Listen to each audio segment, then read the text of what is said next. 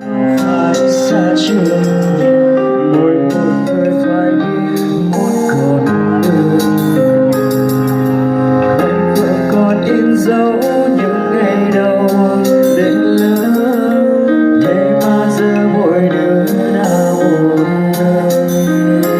Một lần thôi khi cách xa thì tôi chúc các bạn luôn yên bình, dù đi đâu chốn xa hãy thành công. Rồi từ đây mình xa nhau thì hãy nhớ 3 năm học trò, dù mai sau có lớn không trưởng thành. Tạm biệt nhé cô ơi, em xa cô rồi, từ giờ thì chẳng được nghe cô giảng bài. Đường đời có bóng ma nhưng bọn em sẽ đi đến cùng, để rồi những ước mơ sẽ thành thật.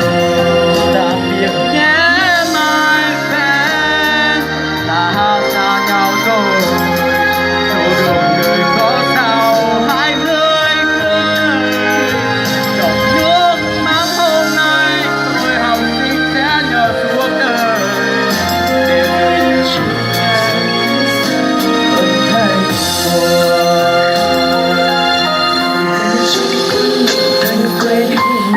các bạn có thể cho bọn mình một tràng vỗ tay để cổ vũ tinh thần đúng không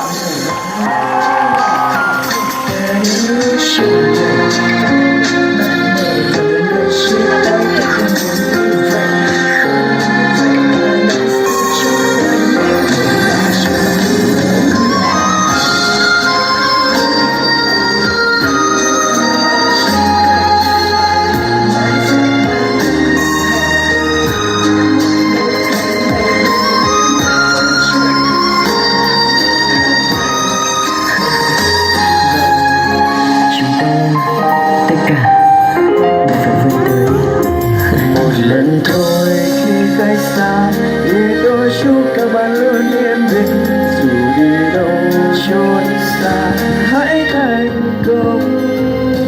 Rồi từ nay mình xa nhau thì hãy nhớ 3 năm học trò, dù mai sau có lớn khôn trưởng thành.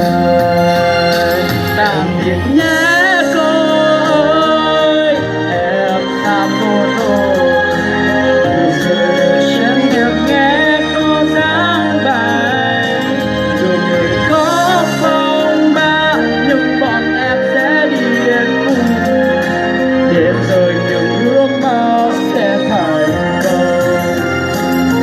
biệt nhé my friend, ta xa nhau rồi, dù đường có sao hãy tươi cười.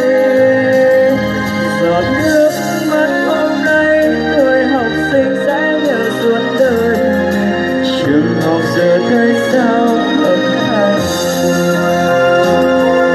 Tạm biệt nhé cô ơi, em xa cô rồi,